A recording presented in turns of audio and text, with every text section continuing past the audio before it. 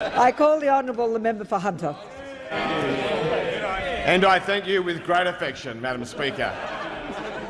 Sadly, though, the Prime Minister's first budget was a shocker for rural and regional Australia. A shocker for rural and regional Australia. It's fair to say, Madam Speaker, that those on the other side of the chamber spend a fair bit of time talking about the interest of rural and regional Australia, but they are all talk, Madam Deputy Speaker. Very rarely do they deliver. Now, the minister's at the table. He'll stand up and he'll say, well, we saved the diesel fuel rebate.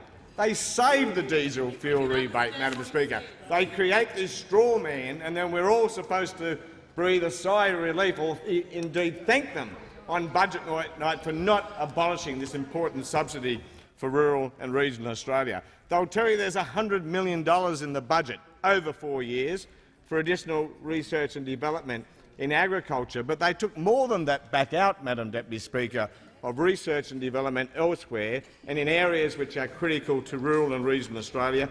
For example, the Rural Industries RDC, the CSIRO, our various RDCs and our CRCs, Madam Speaker. They will tell you about the $370 million new quarantine facility in Victoria. But yet, of course, and there he is, there's the minister turning the first side.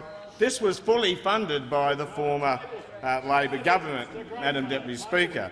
He'll tell you that there's drought assistance in the budget, announced after a well-publicised drought tour by himself and the Prime Minister. Plenty of pictures, plenty of television cameras involved. Then a big announcement, $280 million for farm finance. And I've got a picture here of the Prime Minister out there with the farmers and with the minister, looking very concerned about the impact of the drought on our farmers. And yet here we are, Madam Speaker, here we are 3 months on, Madam Speaker, 3 months on after the television news pictures and the newspaper shots. Not 1 cent of that money, Madam Deputy Speaker, has flowed on to struggling farming families.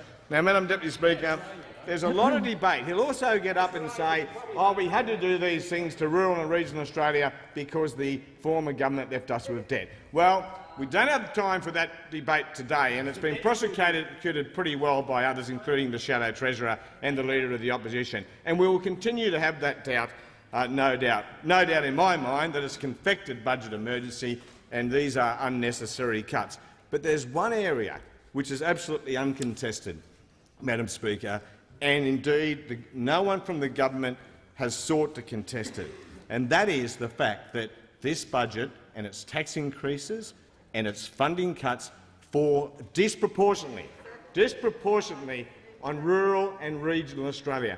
If you put up fuel taxes, Madam Speaker, it adds to transport costs, and that fuel tax becomes embedded in everything we purchase in rural and regional Australia, including our food. This is a big hit on people who live in the bush.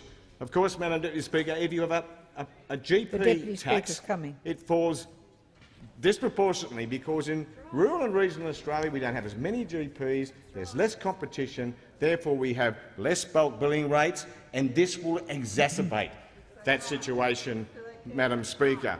If you're going to cut funding to schools, where will they hit? They will hit those small rural schools who lack critical mass. They will be the first port of call for the state governments when they're seeking to save money. The same applies to hospitals, Madam Speaker. You cut hospital funding, the states will go looking for savings, and you can bet your last dollar they will go to the smaller rural and regional hospitals, some older hospitals, for those savings. The list goes on and on, Madam Deputy Speaker. The unemployed.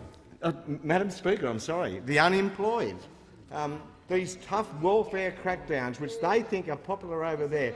But think about kids in rural areas where there simply aren't the jobs, but to get to and there aren't the training places necessarily. It's easy for someone living in a capital city to think about a kid walking down the road to a TAFE.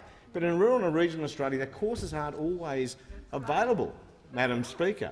But worse than that, nor is the transport. There might be a TAFE course in the next town 100 kilometres away, but there's no bus or train in most instances, Madam Speaker.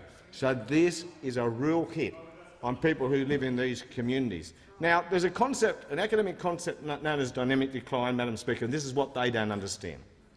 Now, typically, say an abattoir closes in a rural area, what happens? There's job losses, there's a knock-on effect on the regional economy. The suppliers of the abattoir feel the effect as well, and what happens? Those who are most capable and best placed to go and get a job elsewhere in another town leave. And who is left? The elderly, who aren't producing an income in the local economy, or the real hard cases who aren't able to leave for whatever reason. So what happens? The economy further declines. So it's a downward spiral. And what does the Prime Minister say? Earn or learn, let them go and get a job in another town. What does the Minister for Social Services say? Send them out grape picking in the state nearby. This reflects a total understanding of how regional economies work and how this is going to impact so badly on regional communities. But don't worry, the Minister's got a plan. He's got a plan. He's got a decentralisation plan. He's going to move his ministerial office from Sydney and put it in Armidale. This is the Minister's plan. This is the Minister's plan to revitalise regional economies. But it's an interesting plan because I suggest to you it's a plan to rejuvenate his own political fortunes. This will give him an electorate office in Tamworth and an electorate office in Armidale.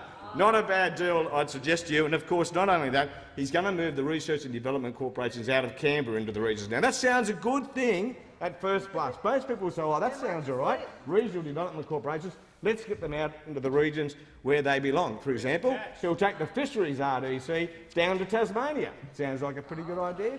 But, you know, is it going to be the RDC for salmon only now, Minister? Is it really going to encapsulate the broad brush involvement of the fishing industry, the RDC for forestry? Is it going to Tasmania too, Minister? Oh, you're going to sell the... that's a very good idea, Minister. Now, that would not surprise me. Nothing you would do or could do would surprise me, Minister. I'm sure Senator Colbeck's pretty happy about the idea the forestry components of the department and the RDC might be moving down to Canberra. So, Mr Deputy Speaker, this is a budget. This is a budget based on a lie. This is a budget which was made possible by a government which was elected by promising not to cut health, by not promising not to cut education, by promising not to cut pension payments, by promising not to raise taxes. And again, all these things are hurting rural and regional Australia most. Now, rural and regional Australia, Mr Deputy Speaker, it's where we get our coal, it's where we get our iron ore, it's where we grow our food. When we get up in the morning, Mr Deputy Speaker, we turn on the light, it comes from coal or gas produced in regional Australia. When we put our cornflakes into the cereal bowl, it comes from food grown in rural and regional Australia. We put the sugar on top, the same applies. We have our beef or chicken for lunch, it's come from rural and regional Australia. Rural and regional Australia, Mr Deputy Speaker, is the heartland of this nation. And I'm sure rural and regional Australia felt pretty confident that this government would acknowledge that in their first budget, because that's what they promised to do. They promised to rejuvenate regional Australia. And let's think about it. They've never really had an interest in regional development. Chifley was the first to really get involved in regional development. Menzies and the Tories that followed him showed no interest at all. Whitlam, of course, kick-started the idea and had big regional development programs. Fraser came along and showed no interest at all.